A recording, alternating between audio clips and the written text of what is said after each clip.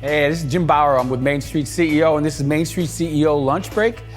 I want to introduce Leslie Padilla, LPPR Communications, Lenny Bazemore, owner of Bazemore Enterprises, and Brendan McGrew, owner of Bourbon Blue, the restaurant, and our host for this afternoon's lunch break. So thanks for taking a few minutes out. What we talked about in our last issue, we're going to reframe that discussion today. And the question is, why'd we start? What made you go out on your own? Whew. What made me go out on my own? Well, you had a lot of options. I mean, so in my lifetime, I've had over 75 different jobs. I always knew that I was going to be an entrepreneur. At 10 or 12 years old, I had a paper route, and my friends would ask me, hey, how'd you get those new sneakers? And I'd say, I'll show you. I took on additional paper routes, and I gave them the addresses, and I packed up the newspapers, and they delivered them. If they did a good job, at the end of the week, I got paid. And then I distributed the rest of the money to them after I took my cut. So I always knew I was going to be an entrepreneur. Leslie, I know we all have our own stories.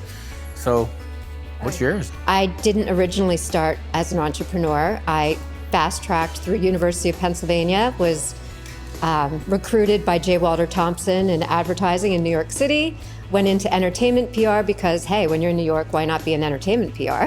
And then I came back, was recruited by Comcast, and right after I had my second baby and left my husband, I was laid off by Comcast. Perfect timing.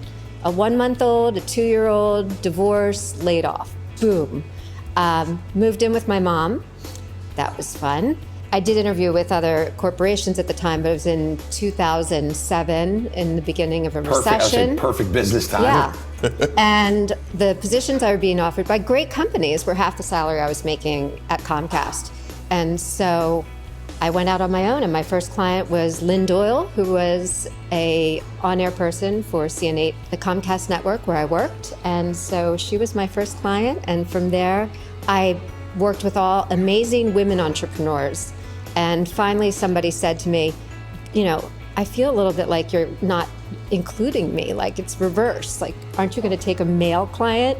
And then I thought, I got to change my brand. And I started to bring on more diverse clients.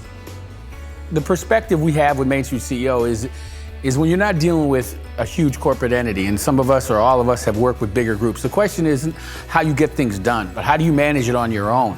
Right? So when you got started, what did you learn as a small business owner you thought you knew, but you really didn't? How having the most control is oftentimes giving up the control. I never had the confidence to give up that trust. It's not only that it couldn't get done without me, it's that I didn't want it done without me. And about 3 years in, I realized 120-hour work weeks are nice to brag about. People go, man, you work really hard, this, and this. What do you do for fun? And my automatic response was, I have fun 120 hours a week. But then I go through and realize that as we're doing all this, I don't want that. I don't want to have a business that I have to be in all the time. I like that I want to be here, but I started realizing that by empowering others and really working on them, increasing the network of good, confident people that you know that can really help you, and put that trust out there. Say a line cook that I have that's great, that I don't want to necessarily give a title to or give extra responsibility to, because to me, down the road, that just means they're going to leave. That's actually what I should be doing all the time. There's no greater feeling than having somebody that has worked here go on to do something on their own bigger and better than here. It's great to have long-term employees, but to have those employees that will then grow and continue to go and continue to raise the bar, they force you to reevaluate and really look at yourself and go, am I doing this right? Like, how come if they're growing, I need to be growing? And they end up creating your own network. You end up being your own network. So surround yourself with good people, you're gonna grow just you're by seeing gonna what learn. they're doing. So for you, Lenny, he's pretty much answered it. In your case with your restaurant and establishment, it's great to see them thrive and go somewhere else because you had a part of that. Absolutely. I run a different type of business. I actually run a few different businesses, and they're not set up like that. I need my people not to ever leave because the education, learning, teaching them the nuances of the different styles of businesses that I have, it's just a lot of work. At the Juice Merchant, we finally have good staff. And so we're about to open up our second location. and back to the drawing board because we have to hire all new people and train again. But it's a learning curve, it's a process, and we'll eventually find the right staff. Let's talk a little bit about that. If you're going to add the next person, what is it you look for, or what would you look for? When it comes to hiring another person, which is always a struggle of mine, it's hard for me to do so for two reasons. When people hire me, they hire me.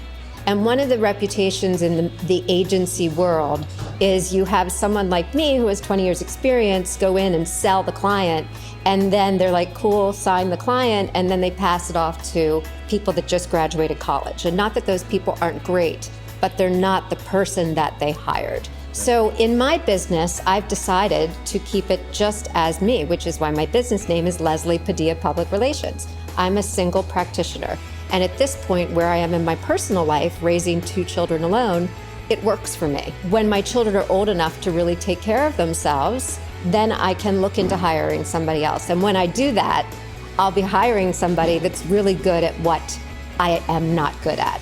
So I could use at the a same job. time, somebody that Give me a embodies the way that you do business. It's you Yeah. can find those people. There are those people out there. Really difficult, They're but just you can. not going to just randomly show up if you're not looking. It's a process. And I have them. I mean, I do have them. I have them as subcontractors. Sure. Yeah. And that's the safe way to kind of keep it to scale right now, is by having subcontractors, you're able to give out work to good people you love as people, but you trust their quality of work. And so they also kind of are a brand extension for you, but it doesn't give you the commitment that you have as a full-time employee. And after the break, we're going to talk a little bit more about how we pick somebody, what leadership fits in. So that'll be after the break.